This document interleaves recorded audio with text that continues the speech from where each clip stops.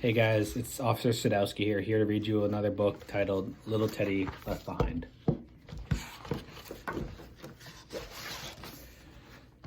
Little Teddy woke up and sneezed loudly. Nobody heard him because no one was there. Nicole and Jack had moved to a new house. I'm all alone, said Teddy. They've left me behind. They never were very good at packing. I'm all dusty too, he said, and sneezed and sneezed. It grew dark, and at last Teddy went to sleep again. Until the next morning when the cleaning lady's dog spotted him and picked him up. What have you got there? Asked the lady. And when she saw how grubby Teddy was, she grabbed him with her big hands.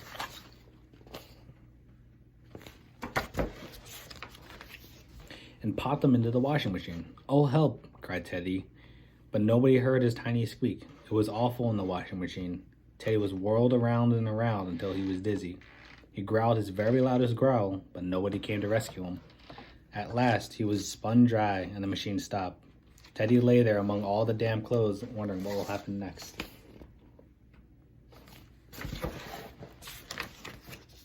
The cleaning lady opened the machine door and took out Teddy. You're not quite dry yet, she said. Yes, I am, growled little Teddy, but she took no notice and pinned him upside down on the clothesline. I'd rather be dirty and the right way up, he cried, but of course nobody heard his tiny squeak. It was windy and Teddy swung back and forth on the clothesline. It was exciting in a way, like flying in space. All at once the line broke and Teddy fell down and down into the grass. Butterflies flew around him and bees buzzed over his head.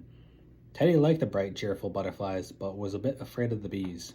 You scare me, he squeaked, but the bees were too busy to hear him. Suddenly, Teddy felt a hot breath in his ear.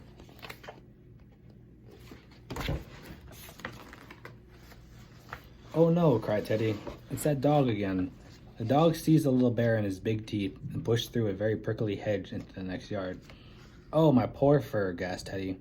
A lady looked up as the dog rushed onto her lawn. Ugh, he's got a rat in his mouth. She screamed and threw a gardening glove at him. I'm not a rat, growled Teddy. The dog ran through the gate and into the woods. Oh, I wish he'd drop me, thought Teddy, and at last he did. The dog spotted a rabbit and ran off and leaving Teddy behind. Teddy lay very still, hoping the dog wouldn't come back. It was quiet in the woods, but not for long. Two children came rushing towards him. Hey, a little teddy bear, cried out one of the children. That's me, thought Teddy. What now?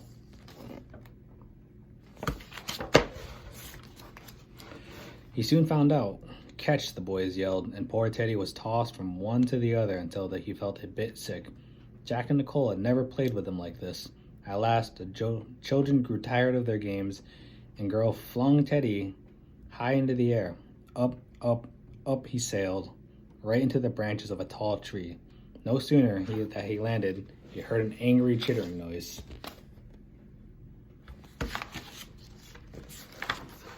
Trying to steal my nuts, are you? Teddy looked down. At the end of his branch, a squirrel was glaring at him. Teddy tried to explain about the boy and the girl and their awful game of catch, but the squirrel didn't seem to hear. This is my tree, he said, giving Teddy a sudden push.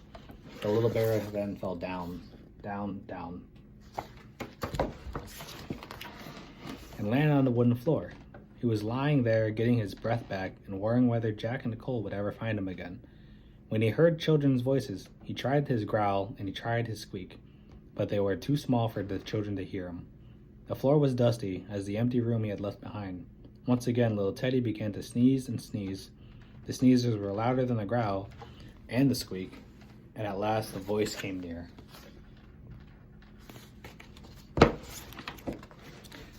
Look, there's a ladder. It's a treehouse. Two faces were peering at him. Two faces he knew very well. It's little Teddy, cried Jack. How did he get into our backyard? I thought he was all packed up. I don't know, but it doesn't matter, said Nicole, giving Teddy a hug. We found Teddy and a treehouse. It's Teddy's treehouse, said Jack. He found it. It's his very own house. Little Teddy liked the idea. A few days later, Nicole and Jack had a housewarming party for all their friends. Each friend brought a teddy bear so that little Teddy could have his own friend at his own housewarming in his new home in the big tree.